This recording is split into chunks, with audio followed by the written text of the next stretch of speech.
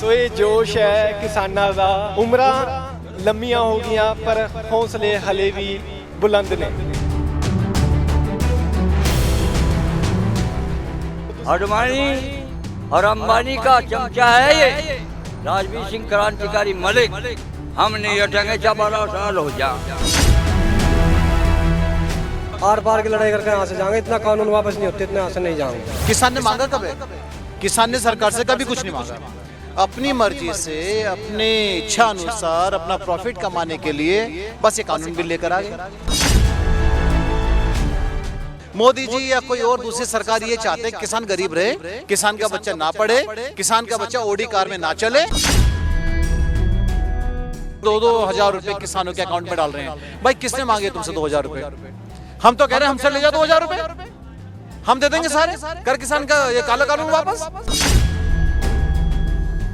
ਸਤਿ ਸ਼੍ਰੀ ਅਕਾਲ ਦੋਸਤੋ, ਤੁਸੀਂ ਦੇਖ ਰਹੇ ਹੋ ਰੋਜ਼ਾਨਾ ਸਪੋਕਸਮੈਨ। ਇਸ ਵੇਲੇ ਗਾਜ਼ੀਪੁਰ ਬਾਰਡਰ ਤੇ ਖੜੇ ਹਾਂ ਜੋ ਕਿ ਦਿੱਲੀ ਤੇ ਯੂਪੀ ਦਾ ਬਾਰਡਰ ਹੈ ਤੇ ਇੱਥੇ ਮੇਰੇ ਨਾਲ ਯੂਪੀ ਦੇ ਕਿਸਾਨ ਮੌਜੂਦ ਨੇ ਜੋ ਕਿ ਆਪਣਾ ਸਮਾਂ ਸਵੇਰ ਦਾ ਸਮਾਂ ਜਿਹੜਾ ਇੱਥੇ ਬੈਠ ਕੇ ਇਸ ਤਰ੍ਹਾਂ ਗੁਜ਼ਾਰ ਰਹੇ ਸੀਗੇ ਤੇ ਮੈਂ ਕੁਝ ਇੱਧਰ ਪੰਜਾਬ ਤੋਂ ਕਿਸਾਨ ਵੀ ਬੈਠੇ ਨੇ। ਸੋ ਇਹ ਅਲੱਗ-ਅਲੱਗ ਏਰੀਆ ਤੋਂ ਕਿਸਾਨ ਨੇ, ਜ਼ਿਆਦਾਤਰ ਯੂਪੀ ਦੇ ਕਿਸਾਨ ਨੇ। ਸੋ ਗੱਲ ਕਰਾਂਗੇ ਇਹਨਾਂ ਕਿਸਾਨਾਂ ਨਾਲ, ਬਜ਼ੁਰਗਾਂ ਨਾਲ ਕਿ ਇਹਨਾਂ ਦੀਆਂ ਕੀ ਮੰਗਾਂ ਨੇ ਜਾਂ ਇਹ ਸਾਰੇ ਅੰਦੋਲਨ ਨੂੰ ਲੈ ਕੇ ਇਹਨਾਂ ਦਾ ਕੀ ਨਜ਼ਰੀਆ ਹੈ। ਸਤਿ ਸ਼੍ਰੀ ਅਕਾਲ ਜੀ। हाँ जी, ਕਹਾਂ ਸੇ ਹੋ?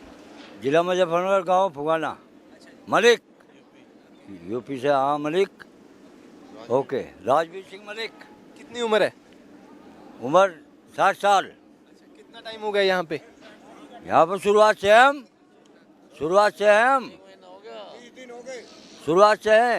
30 दिन हो गए।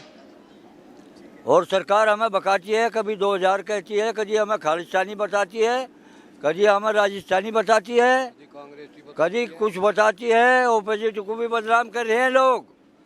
हम नहीं हटेंगे, वादे अनेक करता है, पूरा नहीं एक।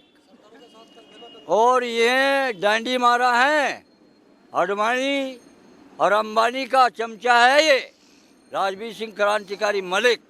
हम नहीं हटेंगे चाहे 12 साल हो जा। क्या जी बोलिए। आप कब से आए हो? हम 5 दिन से आ रहे हैं यहाँ पे, 5 दिन से जमे हुए हैं। जब तक आर पार की लड़ाई होगी तब तक यहाँ रहेंगे और अपने सब किसान भाइयों को, चाहे सरदार हो, चाहे हिंदू हो, चाहे मुसलमान हो, कंधे से कंधा मिलाकर साथ देंगे। आर पार की लड़ाई करके यहाँ से जाएंगे, इतना कानून वापस नहीं होते, इतने यहाँ से नहीं जाएंगे।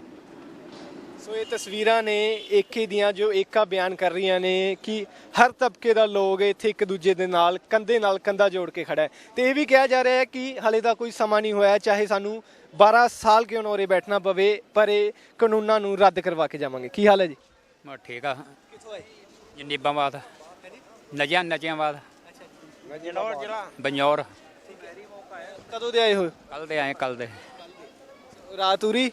ਆ ਰਾਤ ਇੱਥੇ ਰਹੇ हैं। ये अभी तक कोई फैसला हो नहीं रहा अजय कुछ भी।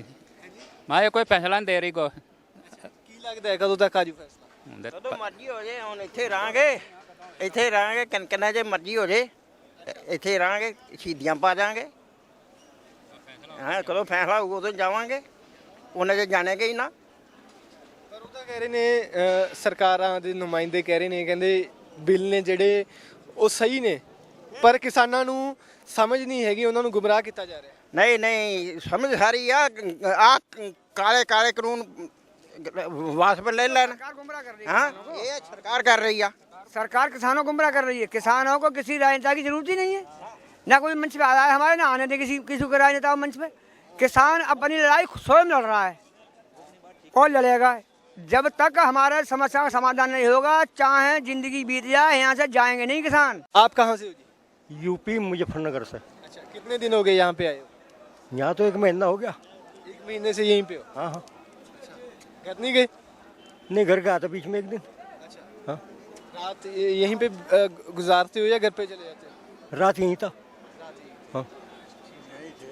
क्या लग रहा है कि कब तक सरकार इस मसले का हल निकल जाएगा? उम्मीद पे दुनिया कायम है, उम्मीद है। कुछ लेहू बैठे हंसी की बात को, और अगर उम्मीद पूरी नहीं होती तो धरना तो निश्चित काल के लिए है ही, बस उसमें तो कोई बात है ही नहीं। हाँ हाँ। अशोक कुमार है मेरा नाम है, गाज़ियाबाद से ही हूँ। अभी जितने मेरे साथी बात कर रहे थे कानून के ऊपर, मुझे ये नहीं लग रहा कि किसी भी किसान संगठन ने, चाहे वो पंजाब का हो, हरियाणा का हो या हमारे यूपी का हो, किसान बिल की मांग तो कभी की नहीं सरकार से। किसान ने मांगा कब है? किसान ने सरकार से कभी कुछ नहीं मांगा।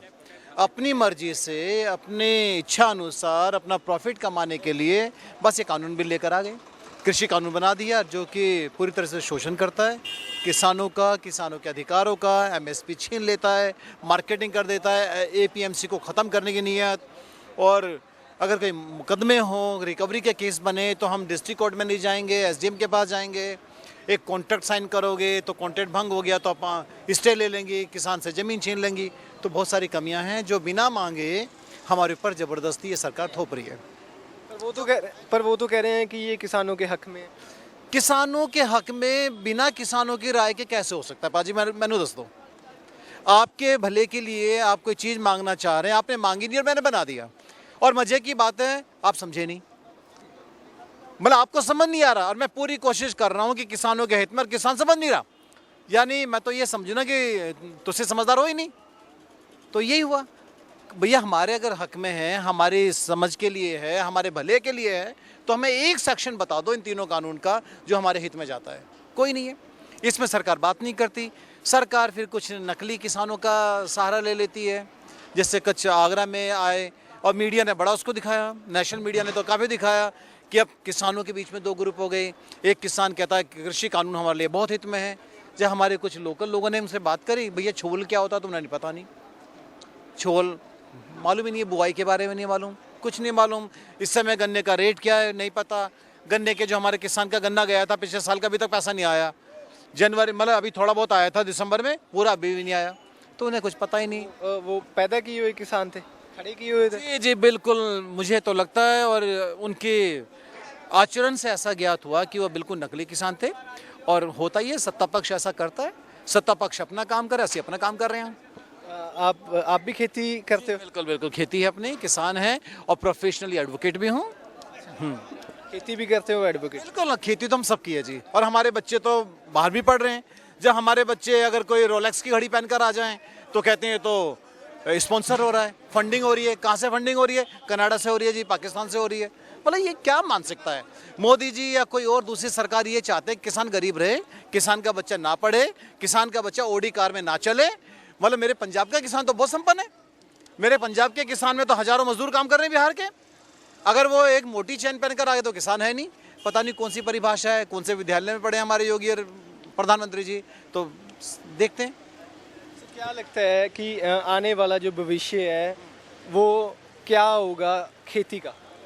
देखो, खेती का भविष्य तो उज्जवल होगा अगर ये कानून वापस हो जाएंगे, और ये कानून वापस होंगे। आग तो लग चुकी है, अन्नदाता हैं हम लोग। अन्नदाता परमेश्वर माफ़ करे, क्षमा करे अगर बड़ी बात कह रहा हूँ, लेकिन अगर किसान के मुंह से उसका निवाला छीन लिया ना तो देश में हाहाकार मच जाएगा। 1 महीना हो गया सारा किसान यहाँ पर बैठा है, छोल चल रहे हैं, बुआई हो रही है, घर में बच्चे काम कर रहे हैं, ये सारे बुजुर्ग यहाँ बैठे हैं। तो जितना शोषण, जितना अत्याचार ये सरकार अपनी बदनीयती से इस काले कानून के माध्यम से कर सकती है वो कर रही है, जो कि गलत है।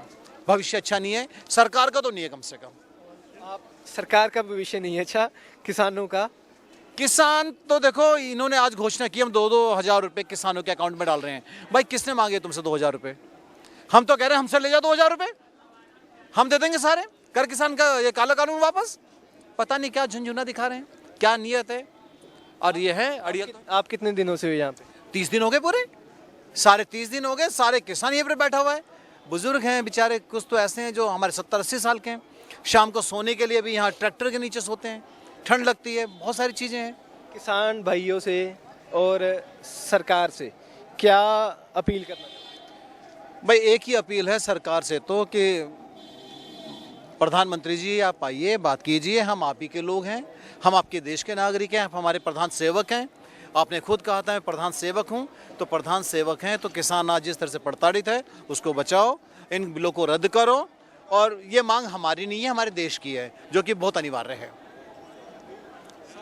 एक सवाल और, आप यूपी से हैं? जी। आपने यहाँ के जो मुख्यमंत्री हैं योगी जी, वो बीजेपी के ही हिस्सा हैं? बीजेपी से हैं। उनसे क्या निवेदन है, उनसे क्या मांग है, क्योंकि यहाँ के लोगों ने उनको जिताकर कुर्सी पे बिठाया। हम तो ये कहते हैं पाजी कि हमने योगी को ही नहीं जिताया, हमने तो मोदी को भी जिताया है। सारी वोट हमारी मोदी को गई थी। अच्छा, अब क्या है कि उत्तर प्रदेश का दुर्भाग्य देखो, अगर कुछ लोग VK Singh, general VK Singh के घर पर जाकर ताली थाली बजाते हैं तो उनका हाउस अरेस्ट कर देता है। और ऐसे सरकार दिल्ली में अगर कोई काम हो, लुटियन जोन में धारा 144 लगा देते हैं, उनका हाउस अरेस्ट कर देते हैं। तो बस यही है उम्मीद कि मोदी जी और योगी जी दोनों समझें। आप बड़े ज्ञानी समझते हैं हम आपको दोनों को, और आप तो योगी हैं। और योगी ने तो एक स्टेटमेंट दी थी जो बड़ी दुर्भाग्यपूर्ण थी। उन्होंने कहा किसान खेत में अच्छा लगता है, रोड पे बड़ा अच्छा नहीं लगता।